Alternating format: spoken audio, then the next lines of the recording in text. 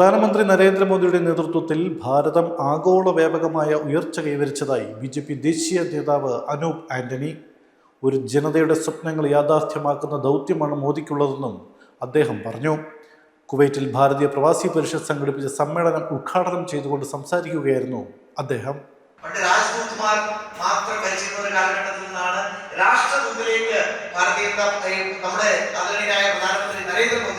ഈ പ്രവാസ ലോകത്തിലെ ഒരു വലിയ ഇന്ത്യൻ ഡയസ്പോറയെ ലോകത്തിന്റെ മുമ്പിൽ ഒരു വലിയ റെക്കഗ്നിഷനോട് കൂടി മാറ്റിയെടുത്തു.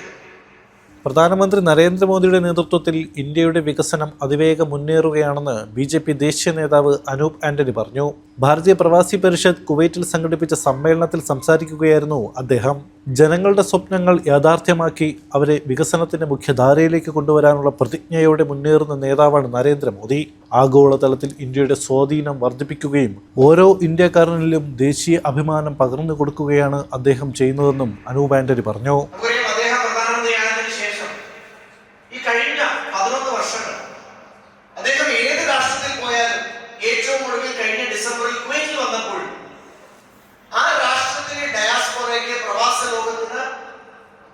ലോകത്തിന്റെ മുമ്പിൽ ഒരു റെക്കഗ്നിഷൻ ഉണ്ടാക്കി കൊടുക്കാൻ എന്നും ശ്രമിച്ചുകൊണ്ടിരിക്കുന്ന പ്രധാനമന്ത്രിയാണ് ആദരണീയനായ പ്രധാനമന്ത്രി നരേന്ദ്രമോദി. വിദേശ നയത്തിൽ നിന്ന് അന്താരാഷ്ട്ര ബന്ധങ്ങൾ വരെയുള്ള എല്ലാ മേഖലകളിലും ഇന്ത്യയെ ശക്തമാക്കുന്നതിന് മോദിയുടെ നേതൃത്വത്തിൽ നടന്ന നയപരമായ മാറ്റങ്ങൾ ചരിത്രപരമാണ്. Make in India, digital India, startup India, Swachh Bharat തുടങ്ങിയ പദ്ധതികൾ രാജ്യത്തിന്റെ പുരോഗതിയുടെ പുതിയ ഭൂപടം തയ്യാറാക്കി. അമേരിക്ക, യൂറോപ്പ്, മിഡിൽ ഈസ്റ്റ് എന്നീ രാജ്യങ്ങളുമായി ഇന്ത്യയുടെ ബന്ധങ്ങൾ പുതുതായി പുനർനിർമ്മിക്കപ്പെടുകയും ആഗോള സാമ്പത്തിക രാഷ്ട്രീയ വേദികളിൽ ഇന്ത്യക്ക് പ്രബലമായ സാന്നിധ്യം ലഭിക്കുകയും ചെയ്തതായി അനൂപ് ആന്റണി വിലയിരുത്തി. ഇന്ത്യയുടെ G20 അധ്യക്ഷത, ചന്ദ്രയാൻ വിജയങ്ങൾ, പ്രതിരോധ രംഗത്തെ മേക്ക് ഇൻ ഇന്ത്യ മുന്നേറ്റം ഇവയെല്ലാം മോദി സർക്കാരിന്റെ ദൗത്യബോധത്തിന്റെ ഉദാഹരണങ്ങളാണെന്നും അദ്ദേഹം ചൂണ്ടിക്കാട്ടി.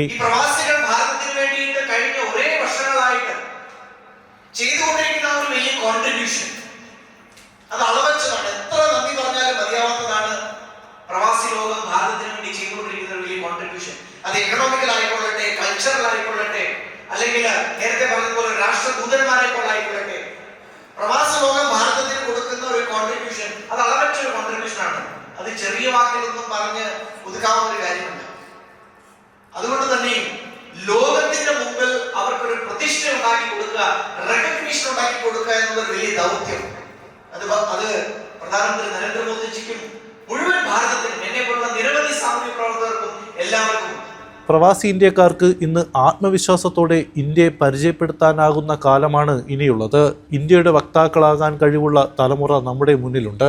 ഇന്ത്യയിലെ വലിയ സംരംഭങ്ങളിൽ പങ്കാളിയാകാൻ തോന്നുന്നുവെങ്കിൽ അതിന് ഇതുവരെ വേണ്ട സാഹചര്യം സൃഷ്ടിച്ചത് പ്രധാനമന്ത്രിയുടെ വികസന കാഴ്ചപ്പാടാണെന്നും അദ്ദേഹം കൂട്ടിച്ചേർത്തു.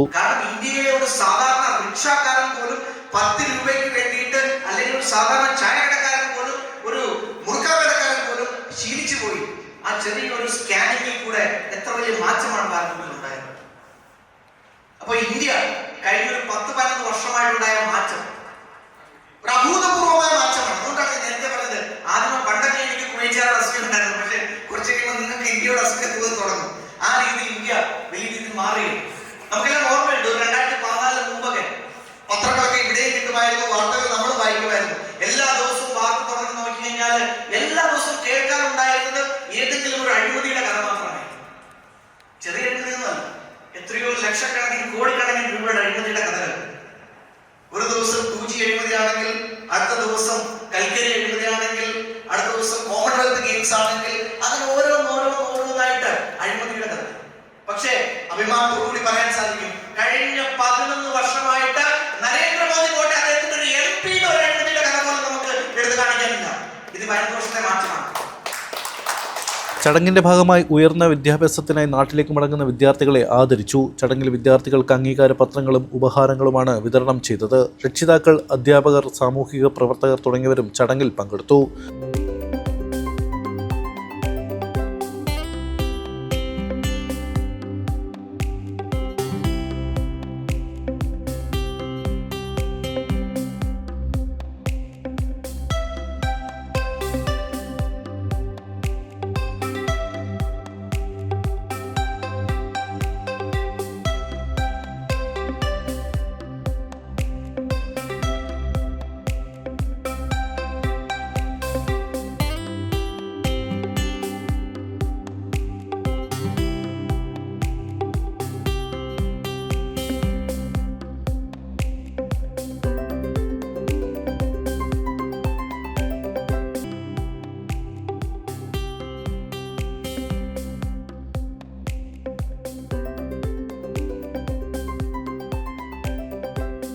അബ്ബാസിയെ ഏരിയ പ്രസിഡന്റ് സവിനയ് സ്വാഗതം പറഞ്ഞ ചടങ്ങിൽ BPP president Sudheer V Menon അധ്യക്ഷ പ്രസംഗം നടത്തി. General secretary Hari Balaramapuram, area general secretary Mohanakumar നന്ദിയും പറഞ്ഞു.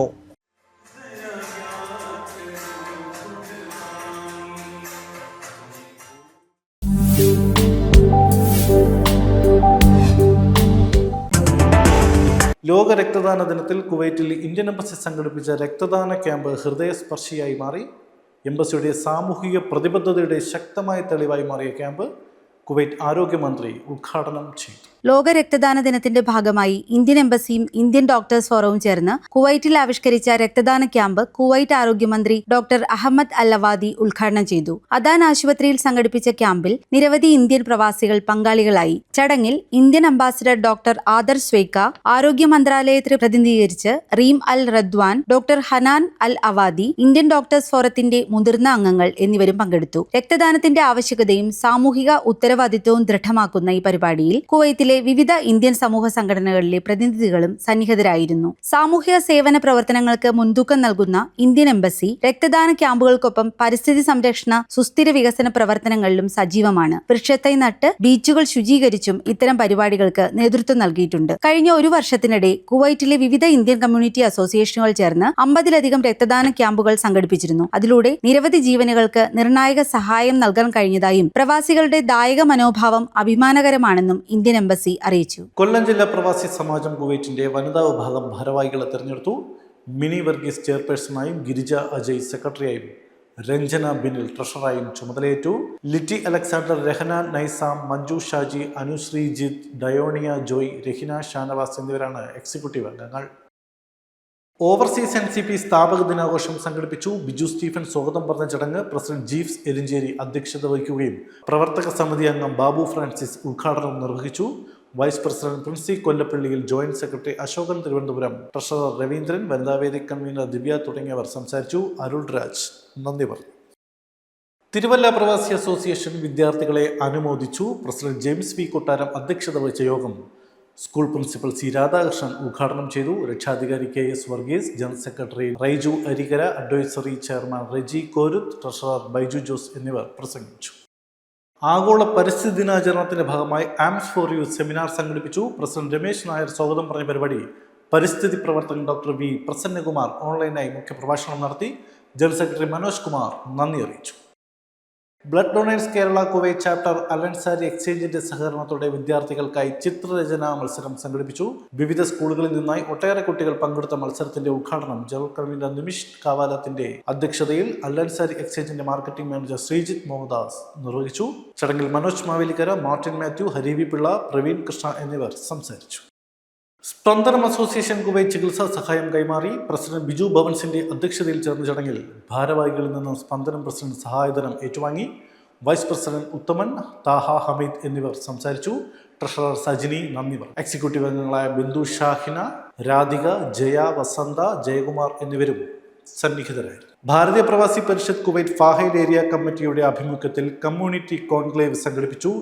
ജാഗരൻ എന്ന പേരിൽ സംഘടിപ്പിച്ച പരിപാടിയിൽ ഒട്ടേറെ പേരാണ് പങ്കെടുത്തത്. ഭാരതീയ പ്രവാസി പരിഷത്ത് ഫാഹൈൽ ഏരിയ കമ്മിറ്റിയുടെ ആഭിമുഖ്യത്തിൽ ജാഗരൺ എന്ന പേരിൽ സംഘടിപ്പിച്ച കമ്മ്യൂണിറ്റി കോൺക്ലേവ് സാമൂഹിക വീക്ഷണങ്ങളുടെയും സാമൂഹിക ഐക്യത്തിന്റെയും വേദിയായി മാറി.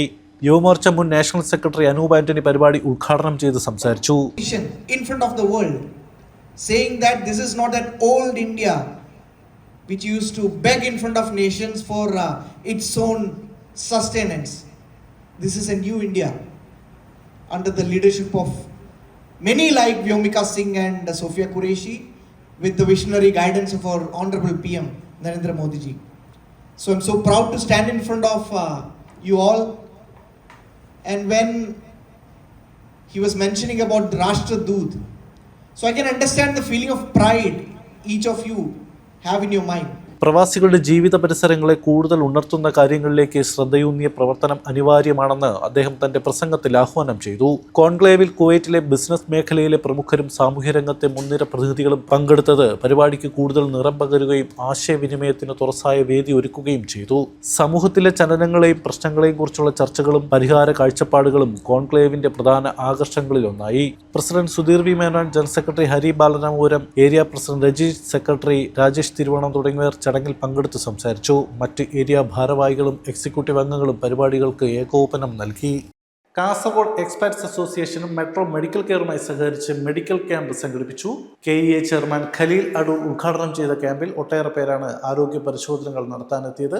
പ്രസിഡന്റ് മുഹമ്മദ് കുഞ്ഞി CH അധ്യക്ഷത വഹിച്ച ചടങ്ങിൽ doctor Fathima Faseeha, metro Jaleel manager Akhila Mariyam, KEA patron Salam Kalanad, advisory അംഗങ്ങളായ Sathar Kunnil, Ramakrishnan Kallar, Hameed Madhur, organising secretary Prashanth Nellikkad, Farwaniya area president Jaleel Arikkady, Abbasiya area general secretary Sumesh Raj എന്നിവർ ആശംസകൾ അർപ്പിച്ച് സംസാരിച്ചു.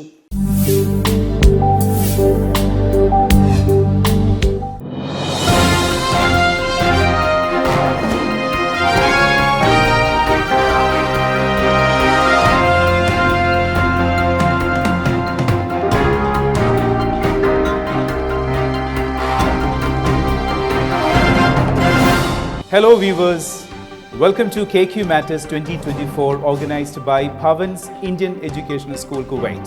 Today, in this quizzing compact, we have the category of grade 9s to 12.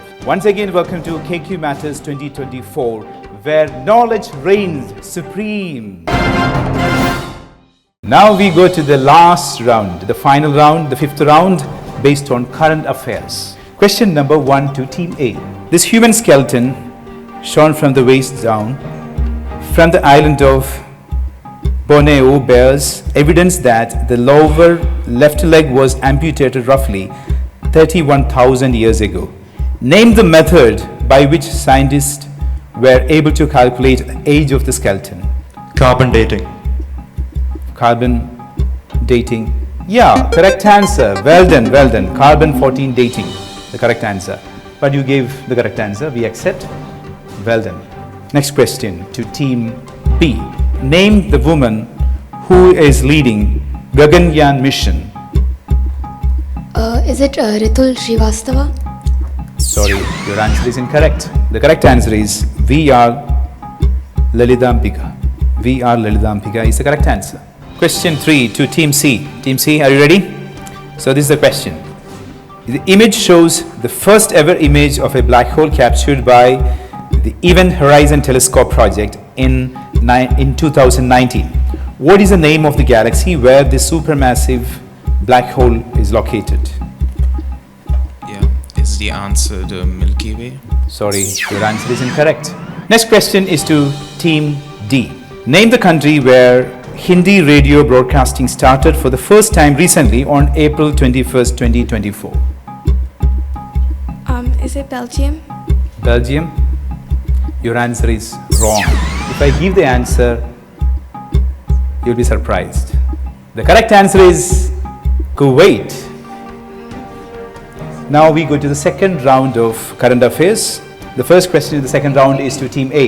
In 2024, paleontologists announced the discovery of a new species of dinosaur named Pherosaurus sastutensis.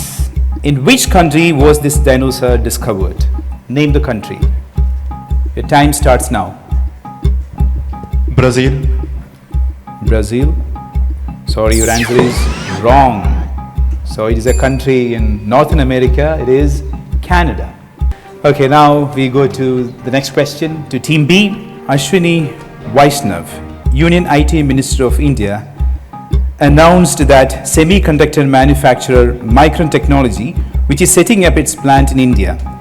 Micron is set to establish India's first semiconductor plant in which state? Name the state. I think the state is Gujarat. State of Gujarat? Your answer is not incorrect. That means your answer is correct. You get 10 points. Name the research institute in India that developed synthetic antigen that can boost antibody production against cancer cells. IISc? No, the correct answer is Indian Institute of Science. Indian Institute of Science. The last question in the segment is to Team D. Who was named by the Time magazine as Person of the Year for 2023? Person of the Year 2023. by the Time magazine. 10 seconds remaining. Is it Avantika? Avantika. Your answer is wrong. I'll give the answer. The correct answer is Elon Musk. Who is Elon Musk? Yes, Team C, do you know who Elon Musk is? Keep your mic, please. Yeah, He's a billionaire who owns multiple companies. multiple companies. Like Tesla. Tesla. Okay, correct answer. All the 5 rounds are over. Now the final results are ready. Team A with 50 points, Team B with 50 points, Team C 40 points, Team D 40 points.